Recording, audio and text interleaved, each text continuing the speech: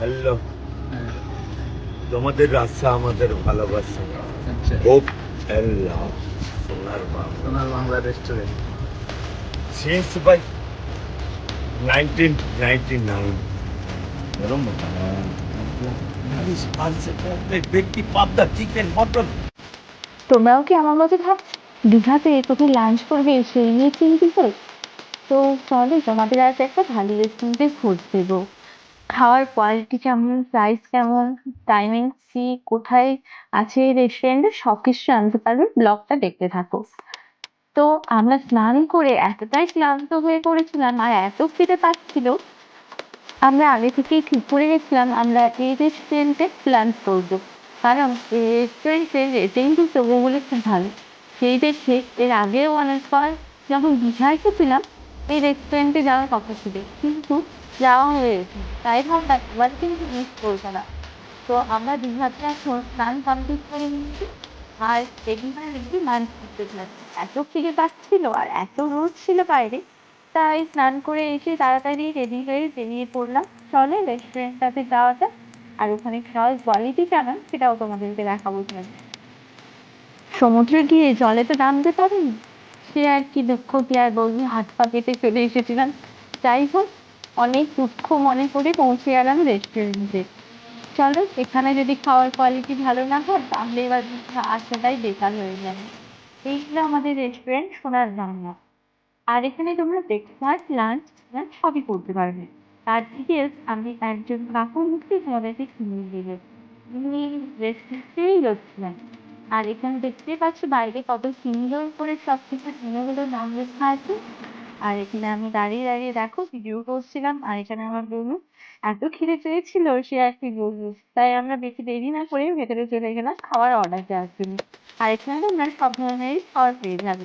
আমি তোমাদেরকে মেনু কার্ডটাও দেখিয়ে এখানে দেবো। তো এখানে ছিল না, আগে একটা ওইদিকে ছিল, এখন এটা হোটেল সুমনে চলে এসছে।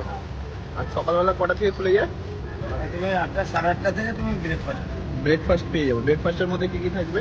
ওদের রুটি থাকে, কচুরি থাকে, আলু পরোটা থাকে, পনির পরোটা থাকে, প্লেন পরোটা, বাটার টোস্ট, এগ টোস্ট, যা কফি থাকে। আচ্ছা, আর লাঞ্চটা কটা থেকে স্টার্ট হয়? লাঞ্চ তুমি 10টা থেকে পেয়ে যাবে, 9:30 থেকে পেয়ে যাবে। হ্যাঁ, এখানে গরম ভাত আমি বলে দিচ্ছি, তুমি কি আমার হ্যাঁ হ্যাঁ চলছো? হ্যাঁ হ্যাঁ হ্যাঁ তাই আমি বলে দিচ্ছি, ভাইটাল করবে। হ্যাঁ, করো করো, তুমি বলো। গরম ভাত, হ্যাঁ। কাতলা, ইলিশ, ফার্সে, পমপ্লেট, ভেটকি, ফালদা, চিকেন, মটন, আর আছে সোনার বাংলা রেস্টুরেন্ট। বাংলা বলছি না, সোনার বাংলা এসি রেস্টুরেন্ট। প্রন মালাইকারি গো বাবা, মিল সিস্টেম, থালি সিস্টেম। এটা হচ্ছে আমার সোনার বাংলা এসি। আর ভেজ থালি স্টার্ট হচ্ছে কত থেকে?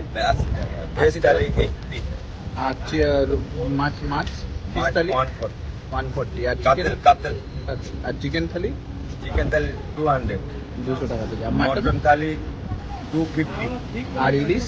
ইলিশ 280। আচ্ছা, জেনে নিলে সবগুলো। আর সন্ধেবেলায় এমনি স্ন্যাক্স কখন পেয়ে যাবে? আমি বলো পকোড়া টকোড়া পকোড়া টকোড়া? হ্যাঁ, 8টা থেকে।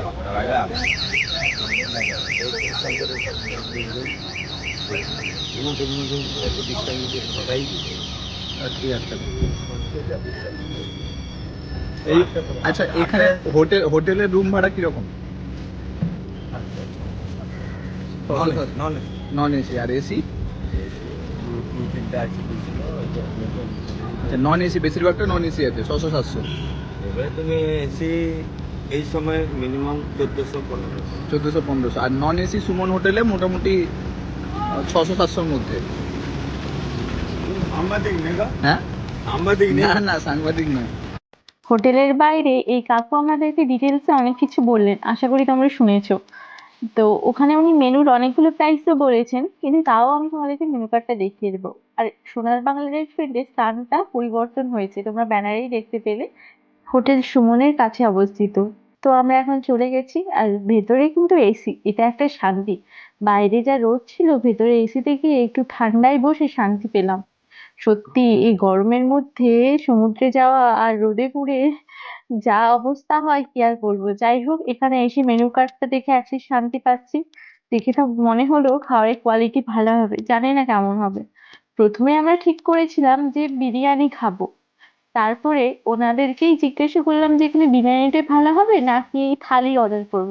তো ওনারা যেটা কিন্তু অনেস্টলি বললেন যে এখানে বিরিয়ানিটা এতটা ভালো নয়, তোমরা থালি অর্ডার করো। সে কারণে আমরা অনেকগুলো থালি অর্ডার করেছিলাম। ফিশ থালি, ফিশের মধ্যে কাতলা, রুই, তারপরে এখানে দীঘায় যে ইলিশ মাছ, আমরা ইলিশ মাছ অর্ডার করেছিলাম। আর দুটো চিকেন থালি অর্ডার করেছিলাম। খাবারের কোয়ালিটি কেমন সেটা তোমাদেরকে দেখাবো, আগে তোমরা একটু মেনু কার্ডটা দেখে নাও।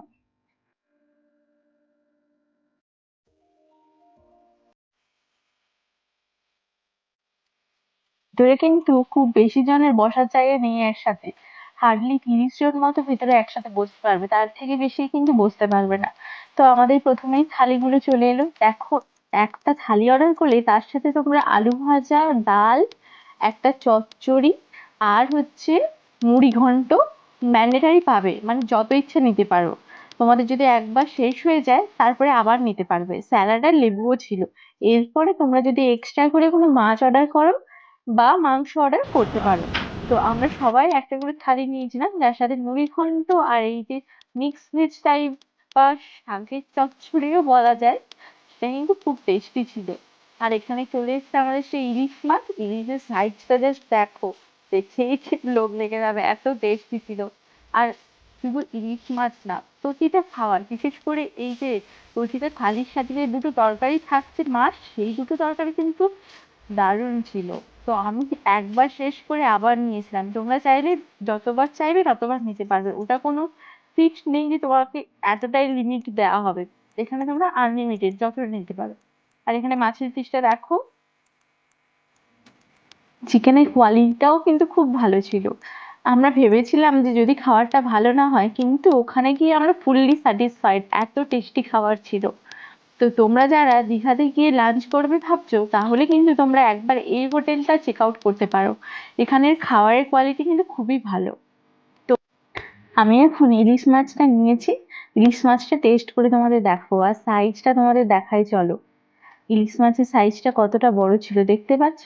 আর গ্রেভিটা যা টেস্টি ছিল কি বলবো। আমি নিজেও ইলিশ সর্ষে ইলিশ বানিয়েছি, বাট এখানে ইলিশ মাছটা সত্যিই খুব ভালো ছিল। আর দেখতে কোনটা ভালো পাচ্ছ হয়েছে? টেবিলে এত মাছই পুরোটাই ভরে গেছে। তারপরে ও আমাকে খাবারের কোয়ালিটি জিজ্ঞেস করছিল, আমি ওকে রিভিউটা দিচ্ছিলাম আমার কোনটা ভালো লেগেছে।